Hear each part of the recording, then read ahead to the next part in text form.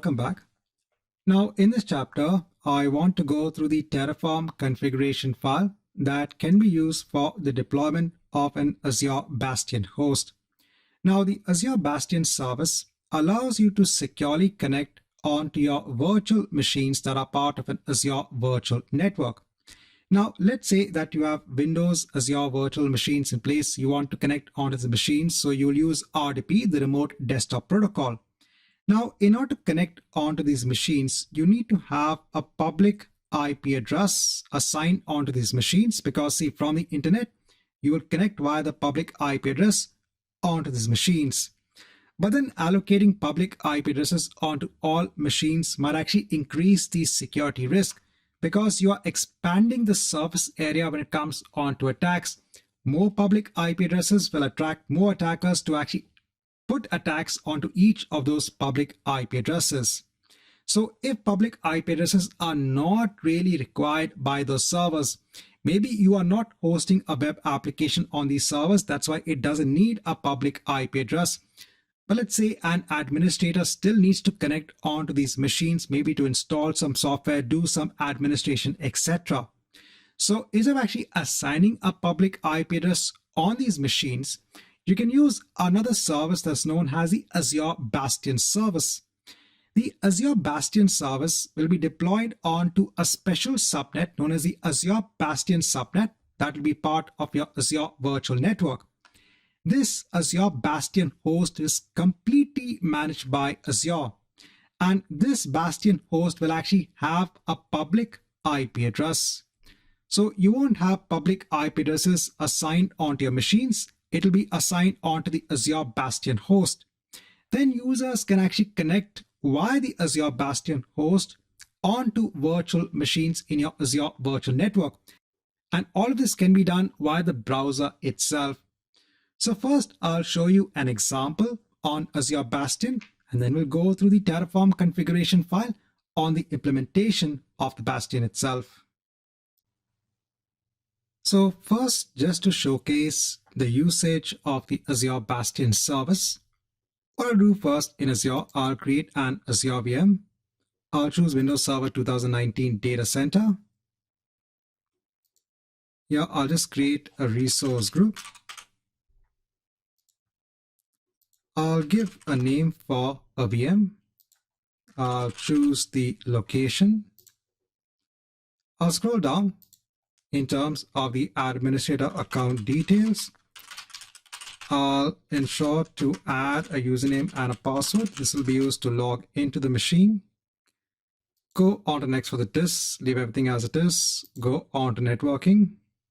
Now here in terms of the public IP address, I'm going to choose none.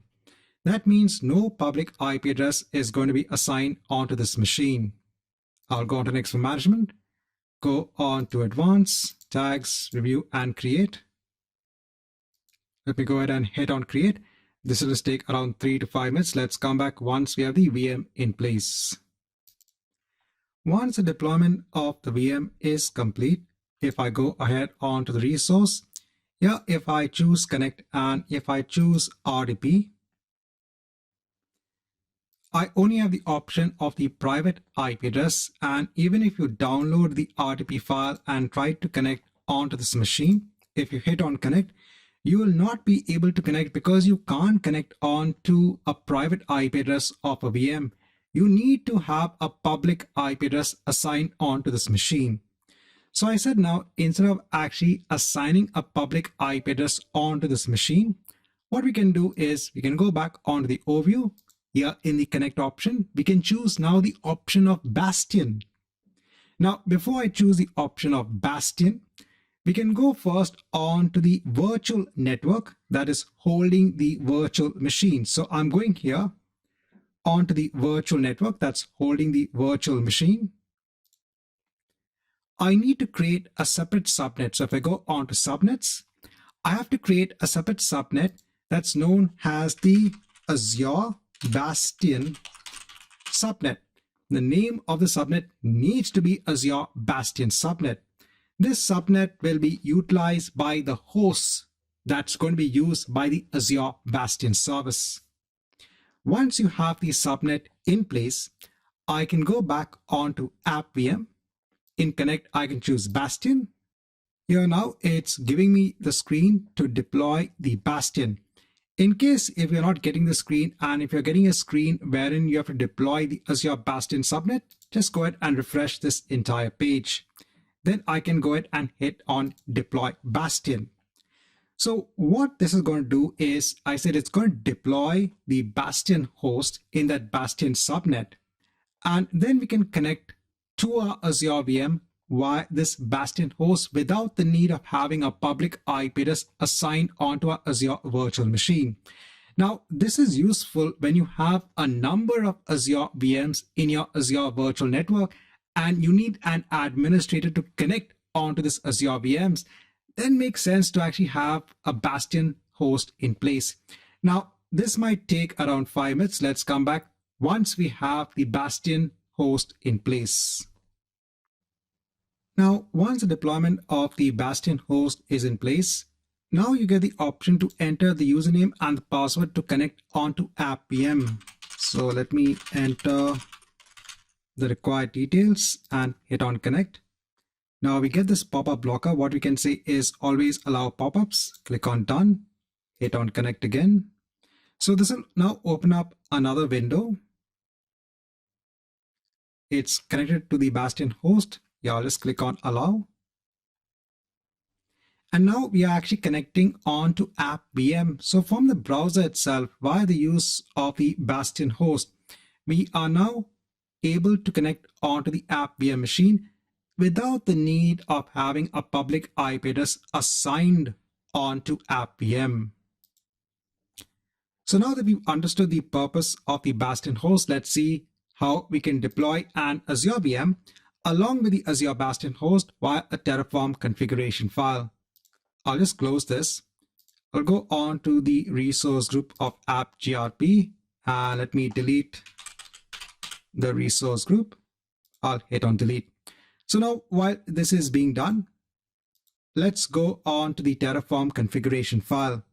Now I've added the resources that are required for the deployment of an Azure virtual network, the deployment of a subnet within the Azure virtual network. We've already seen this before in the deployment of an Azure VM, a network interface that will be attached onto the Azure virtual machine. And here is the details of the app VM itself. So it requires the network interface and all of the details remain the same. We also have a network security group in place. Now we need to deploy the Azure Bastion service. The first thing we have to do is to ensure that we have, remember, a subnet in place for the Azure Bastion host. So I need to create another subnet resource here. And this time we can actually rename this for the purpose of the Azure Bastion subnet. So remember, the name has to be Azure Bastion subnet. I'll just quickly take the name and place it here. I need to change the address range to make it different. So we have now the subnet in place for Azure Bastion subnet. Now, in order to deploy the Azure Bastion host, we have to use Azure RM_Bastion_host. I'll scroll down. Now, we also need to have a public IP address. Now, this public IP address is going to be used by the Azure Bastion host. So you still need a public IP address. The difference is that you don't need to assign a public IP address onto the Azure VM. And I said this makes sense if you have multiple VMs as part of your Azure virtual network.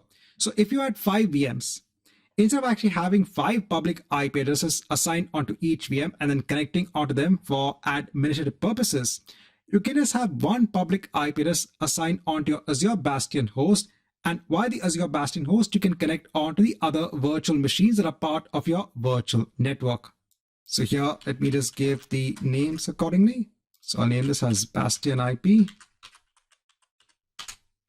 Then we need the name of our resource group, the location and the name. So first is the location and next is the name. The allocation method will be static and it will be a standard IP address. And then we need the Bastion host itself. So I'll copy this. Let's place it here. Let's give a name. So I'll give a name here. Just replace it here as well. Then again, we need the location and the resource group name. This is just the IP configuration when it comes on to the Bastion host. Here we need the subnet, that's the Azure Bastion subnet. We also need what is the ID of the public IP address. So this is our public IP address resource. I can just copy it here and replace it in example. Then I need subnet. So this is our Azure Bastion subnet. Need to scroll on top. Let's take this resource, go down,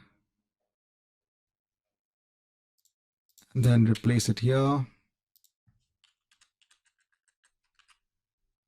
I'll save everything.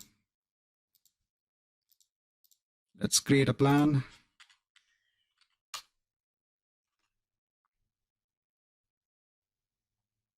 So I'm assuming that all my resources have been deleted. So if I go on to all resources, okay, so I still have it in place. So if I actually run my plan, it will not give me an accurate representation. So let me just wait and run the plan again. Let me just wait for this deletion to actually complete. So I've come back. I don't have now any resources. Let me run the plan again. Just want to ensure that I get it right when it comes on to the deployment. So it needs to obviously sync with Azure and find out what are the resources that are there and then add them accordingly. Now let me hit on apply. This might take maybe around 7 to 10 minutes. So let's come back once the deployment is complete. Now, once the deployment is complete, if I hit on refresh, I should see my resources in place. If I go on to app VM, in connect, so I can still see I don't have the public IP address, but I can connect via Bastion. I can then enter the username and password. So just as a refresher, what is the username and password we had mentioned for our app VM? So it's demo user and Azure @123. So demo user and Azure @123. Let me hit on connect.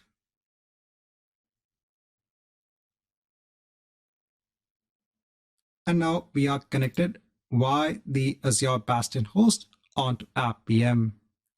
So in this video, I want to show you how you can deploy an Azure VM along with the Azure Bastion host.